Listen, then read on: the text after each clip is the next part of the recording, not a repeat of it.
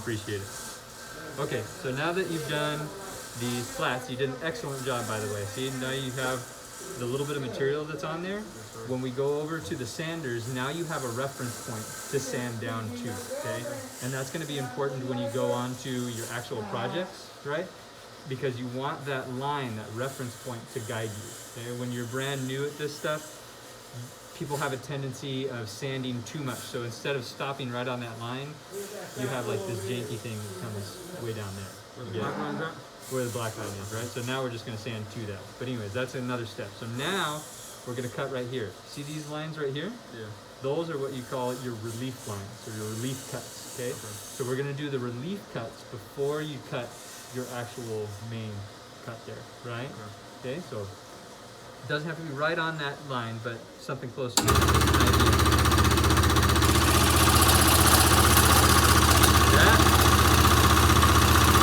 Stop, back out. You see how it stopped right before that line? Okay, now I'm gonna make my actual cut. Now these blades will bend to match that arc, right? You just gotta take your time. And I'm keeping that same distance away, and then my hand's gonna kick this way.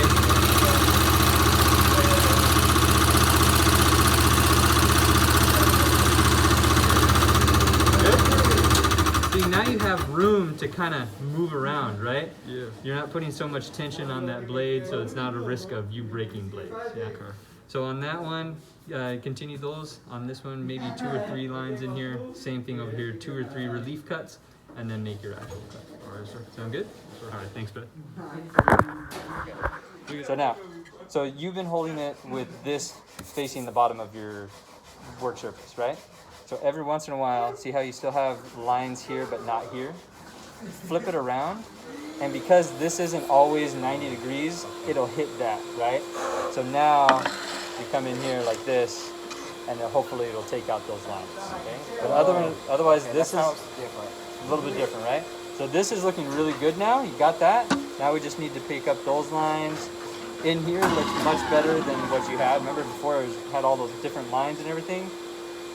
Very good. We can still feel it, how it's still kind of bumpy, right? We can still clean that up a little bit more, yeah? Good. Hear you. All right, so now, this is your bandsaw, okay? Very similar to your scroll saw that we already went over, right? This is a little more powerful, cuts a little more accurately, okay? One big difference between this one and your scroll saw are these right here. These are your brushes, okay? And they kind of stabilize your blade, right? So if you see right here, see this gap from the top of your workpiece to the bottom of the brushes? That's too big of a gap right now, okay? So we have to fix that. So we're gonna need pliers on here. You can go ahead and unclamp that, Amari. Huh? You can go ahead and unclamp that. So we need our pliers. See this bolt back here? Loosen that up. Okay, that makes this whole mechanism go up and down, right? So once you have that loose, you're gonna drop it down about 1/4 of an inch, okay? And then we're going to tighten it down again. You don't need to over tighten it, just give it a little, you know, and then you're good, okay? Why don't you go ahead and try that real quick. Go ahead and loosen it up, make sure it's loose, then tighten it where you think it should be.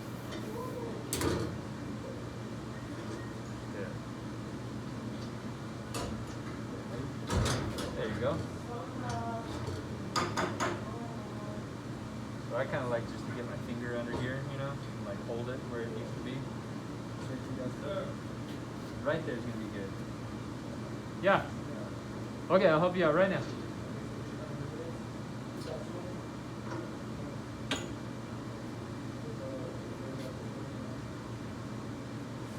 Good?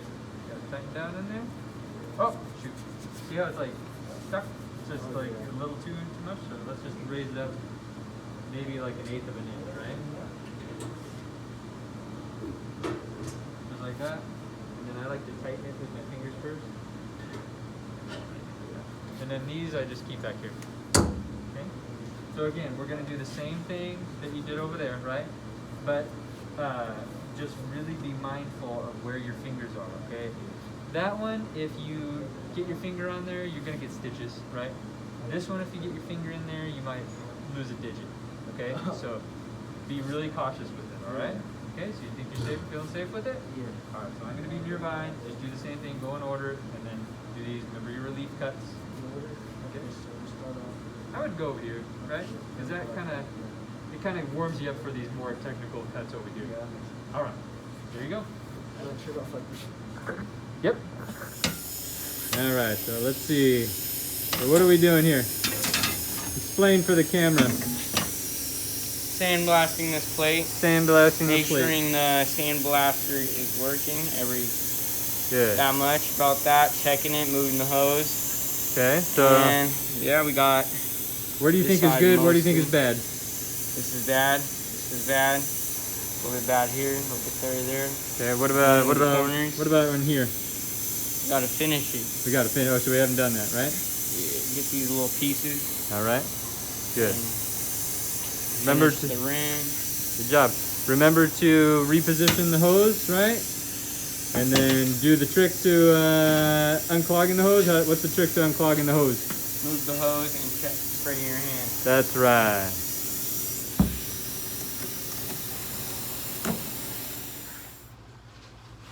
All right, so when we're cutting with this, it's important for you to remember or keep in mind the thickness of your blade, right? So if you look at this blade, that's about 1/8 of an inch, right? So remember, when you're cutting with this, you're going to be removing that much material, that 1/8 of an inch, right? So when we line up our metal to be cut, right, it's important where we line it up, right? So if we put this into our vise right here, and we took our saw, we lowered it down, and we lined our blade up right on top of that mark, like that, right? Is our 3 inches that we measured out, is that gonna be 3 inches? You gotta cut it like on the side of that. Exactly, so not on this side, right? On that side, because we measured from this edge, right? Okay, so right next to it, you almost kind of want to see it still. So see, you can kind of see where I got it? Good. All right, so now we got it in position, so that's very important to cut accurately, right? On this machine, it has a cool little feature. If you flip this part up, you can move this back and forth very quickly, right? If you need to screw it down, right? Close that, and then snug it up. You don't need to over tighten it, right? Just snug it, right? Aren't I supposed to cut it like on this side though? No, we don't want to do that, because remember when we took our tape measure? We took our tape measure and measured, we hooked it on this side Oh yeah. and measured over to here, right? So if we measured over here, now, Oh yeah, I forgot because we cutting it. I forgot. I thought we was cutting this whole right, piece. we want to keep this piece, not that piece. Yeah, that's what I was trying to say. Yeah. Right. So see, instead of 3 inches, we would be at 2 7/8, right? And that's too short, right? Okay, so we got this all set up now, right? On this particular saw, we have a safety on it, so you're gonna have to press this with your thumb and then squeeze the trigger. Wow, right? So you need to hold down that trigger with your fingers in order for it to cut. Okay, it's not like just press it and it starts, right? Another important thing when we're cutting with any power tool, really, right? You never ever want to have your blade off and touching your material and then turn the machine on, right? If you do that, you're gonna mess up your blade, right? You're gonna mess up your material. In certain circumstances, you could, the material could come shooting back at you, right? You said like never have the machine on when? Never have it off. Don't set it like this and then turn it on, Oh yeah. Yeah. right? Always have it up away from your material, just like this. Turn it on and then. Get it up to full speed, then bring it down into the material. Sound good? Yeah. All right, so we can pretty much operate this with one hand, right? So on the other hand, we got this safety shield up to your face, right? That's gonna keep it away from your eyes. There's no way that metal's gonna get back there. Sound good? You wanna give it a shot? Yeah. Let's do it. I'm gonna film you doing it.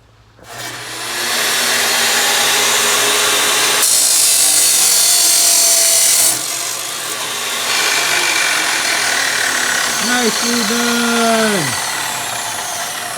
Alright, what do you think of that? Alright, so we already went over your hand position, right? So you have your electrode holder, electrode, right? All right, remember to open it up, just press here, and we want it in straight for right now. Yeah. Hand this way, left hand supported somewhere secure, right? Supporting your right hand, and we're gonna go from there, right?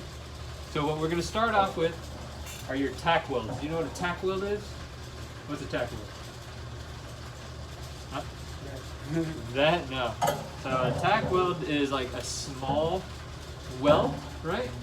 That you use to hold a couple pieces together before you actually do your welding, right? Because the metal pieces are getting so hot that they do weird things. Sometimes like the metal will come apart like that if you have two pieces, or they'll shift this way or that, right? We don't want that, especially when we're fabricating things, right? We want them all secure together, right? So we're gonna use tack weld, which is basically just a small little puddle of weld, yeah? What you're gonna do, get in the position that we went over yesterday, and once we get it to arc, yeah? So it's making that noise, yeah? Come in here, straight up and down, and you're gonna do little circles like this for 1, 2, 3 seconds, and then you're gonna pull away, right? That's our on-off switch, yeah? This part right here, you're not gonna have to mess with any of that. I've already got it all set for you, all right? The only thing you're gonna mess with is the on-off switch. It's an old machine, so it's kind of loud, right?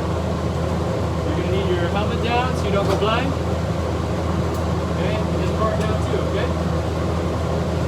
There you go, okay? Here we go. 1, 2, 3 seconds, move away, right? Yeah, you can lift that up now. Okay, see how it's glowing red? Yeah, okay, so don't touch it, it's gonna be hot. We can turn this off now.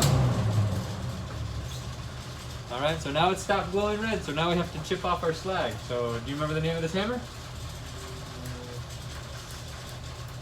Starts with a CH. Huh? Chipping hammer, right? But the stuff that we're chipping off, it's not only hot, it's very, very sharp, okay? So we need to have some sort of protective eyewear on. So you had your hood down just like that, right? So you can still see. I'm gonna do the same thing.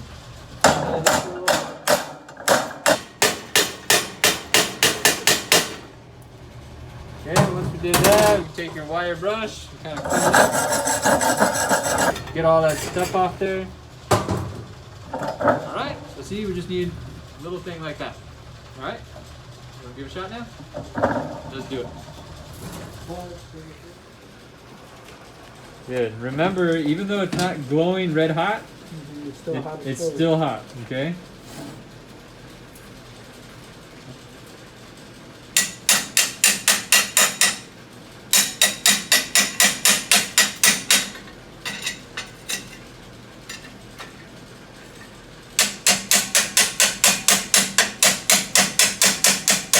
That'll be good. That'll be good. So go ahead and take your wire brush. You see all this like brown stuff that's on there? Yeah. Let's get all that out because that's not good to weld over.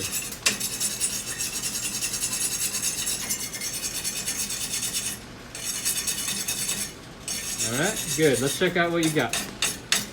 All right, so see how it's just kind of flat, right? And there's all kinds of bumps and everything on it? That's because your electrode was still way too high. It's way above your metal, right? Remember, you want it really close, almost touching your metal, right?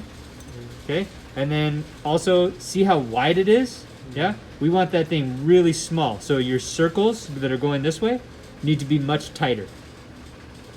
Is that clear? Try it again, huh? Let's do it. Let's look at your progress, huh? What you got? So look at down here. See where it's like just a bunch of mess, right? And look, your progress is good, solid, yeah? This one's solid right here. What you need to do is see how it starts off as a circle, but then it's kind of got like a tail, right? And it's also very, very small. It's good, nice and shiny, it's roundish, yeah? We need to work on your consistency with that circle motion. And then also 1, 2, 3 seconds, and then move away. Make sense? Good. All right, so look, this weld is looking pretty solid from here to here, right? Yeah. What happened right here? What'd you do? I think I went off balance a little bit. Off balance a little bit? Okay, yeah. It's a little skinny, right? Okay, so what causes your weld to be too skinny? distance for the line, yeah. And, What about? Go ahead. Doing my circles too small. No, not so much that. You're going too fast. So your travel speed. So remember, your travel speed is from when you're moving from left to right, right? So you need to slow that travel speed down, right? Slow it down a little bit. If you do that, you're gonna have a solid weld over there. Sound good? Yeah. So slow down. I always tell guys when they're first starting out, if you think you've slowed down enough, slow down some more. Alright. Sound good? All right. Yeah.